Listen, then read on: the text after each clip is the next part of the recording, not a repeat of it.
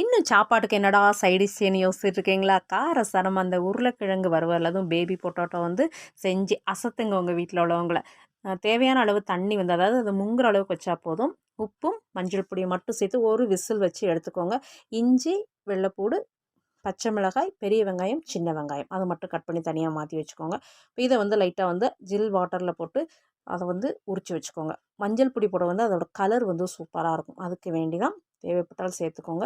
தனியாக வேக வச்சு மாற்றி வச்சாச்சு. தேவையான அளவு கடுகு வந்து சேர்த்தாச்சு. அப்போ அந்த கடுகு பொரியவும் இஞ்சி, வெள்ளைப்பூடு சேருங்க. சேர்த்து அதை லைட்டாக வந்து கொஞ்சம் கலர் மாறவும் பச்சை மிளகாயும், வெங்காயம் 2 வெங்காயமே ஒன்று போல் சேர்த்துக்கோங்க. தேவையான அளவு கருவேப்பிலையும் இந்த நேரம் சேர்த்துக்கலாம்.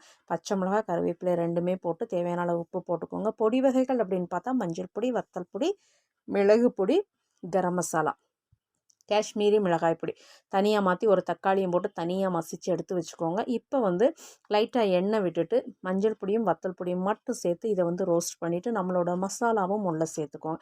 உப்பு வந்து கொஞ்சம் தூக்கலாக இருக்க அளவுக்கு பார்த்துக்கோங்க. அப்போ தண்ணியே நம்ம சேர்க்கலை. ஆனால் விழுவிழுன்னு அந்த தக்காளியோட கிரேவியும் அந்த வெங்காயத்தோட இதுவும் சும்மா சூப்பராக இருக்குங்க.